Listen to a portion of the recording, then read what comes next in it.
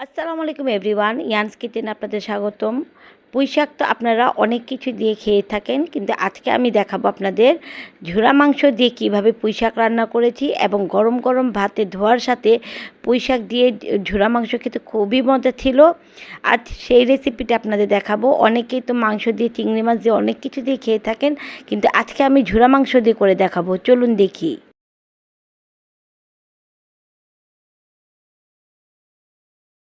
প্রথমেই আমি প্যানে তেল দিয়ে নিচ্ছি। এখন এর মধ্যে আমি পেঁয়াজ কুচি দিয়ে দেবো। পেঁয়াজ কুচিটা আমি প্রায় এখানে 2 কাপের মতো দিয়েছি, যেহেতু মাংস রান্না করছি। মাংসের মধ্যে একটু পেঁয়াজ কুচিটা বেশি দিলে রান্নাটা খুব ভালো হবে।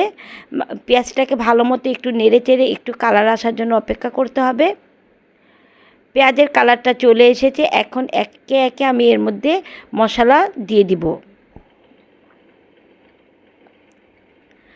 আমি এর মধ্যে স্বাদ মতো লবণ দিচ্ছি। লবণটা দিয়ে আবারও ভালো মতো একটু নেড়ে চেড়ে নিব। এখন এর মধ্যে আদা রসুন বাটা দিচ্ছি 2 চা চামচ।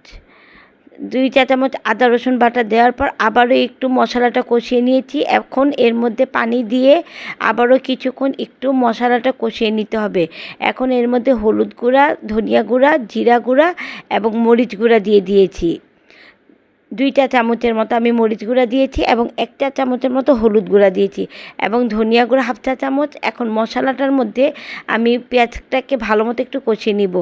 আমি দেখুন এখন 1 চা চামচ গরু মাংসের মশলাটা দিয়ে দিয়েছি এবং 1/2 চা চামচ গরম মশলা পাউডারটা দিয়ে দিচ্ছি এবং 1/2 চামচ জিরা পাউডারটা দিয়ে দিচ্ছি।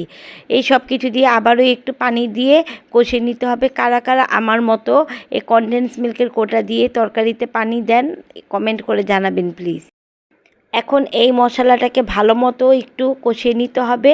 আমি কিছুক্ষণ ঢেকে একটু কষিয়ে নিচ্ছি।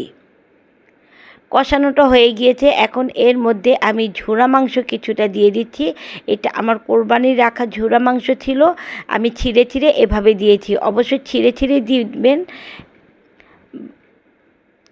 আমি মাংসটাকে, এটা আমার কুকড করাই ছিল, তার জন্য আর ঝুরা মাংস তো কুক করাই থাকে, তার জন্য আর বেশিক্ষণ এটা কষানো লাগেনি, কারণ পেঁয়াজটা তো আগেই কষিয়ে নিয়েছি। এখন 2 থেকে 3 মিনিটের মধ্যে এটা ভালো মতো একটু মশলাটা মাংসের মধ্যে চলে গেলেই এর মধ্যে আমি পুঁই শাকগুলো দিয়ে দিব। আজকে আমি এখানে 2 আটির মতো পুঁই শাক নিয়েছি। আপনারা আপনাদের পছন্দ মতো কম বেশি করে নেবেন।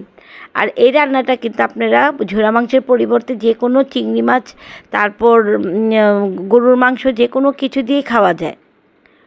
পুঁই শাক দিয়ে আমার কাছে এই ঝুরা মাংস দিয়ে খুব বেশি ভালো লাগে, তাই আমি এখানে ঝুরা মাংসটাই দিয়ে খাই। পুঁই শাকগুলো আমি দিয়ে দিয়েছি। আমি এভাবে কেটে কেটে নিয়েছি। আজকে এখানে 2 আটি পুঁই শাক আমি নিয়েছি।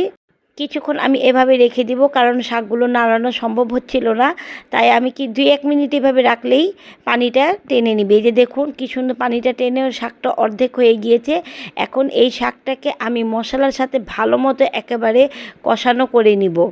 ভালো মতো একটু পানিটা টানিয়ে গেলেই তারপর আমি এটাকে ভুনা ভুনা করে নিব। রান্নাটা অনেকটা হয়ে এসেছে। এখন এর মধ্যে কয়েকটি কাঁচামরিচ দিয়ে আবারও কিছুক্ষণ একটু রান্না করতে হবে, কারণ এখনও শাকের মধ্যে অনেকটা পানি রয়ে গিয়েছে। আমি কিছুক্ষণ একটু আরও রান্না করে নিচ্ছি। দেখুন রান্নাটা প্রায় শেষ হয়ে গিয়েছে। এখন পরিবেশন করে নিব। আমার রেসিপিটি ভালো লেগে থাকলে প্লিজ প্লিজ আমার ভিডিওটিকে লাইক, কমেন্ট এবং শেয়ার করে দিবেন। যারা এখনও আমার ফেসবুক পেজটিকে ফলো করেন নাই, আমার ইউটিউব চ্যানেলটিকে সাবস্ক্রাইব করেন নাই, তারা জলদি করে ফেলুন। আর এই পুঁই শাক দিয়ে ঝুরা মাংসটা কিন্তু অসাধারণ স্বাদে লেগেছিল। অবশ্যই আপনারা বাসায় রান্না করে আমাকে কমেন্ট করে জানাবেন। আল্লাহ হাফেজ।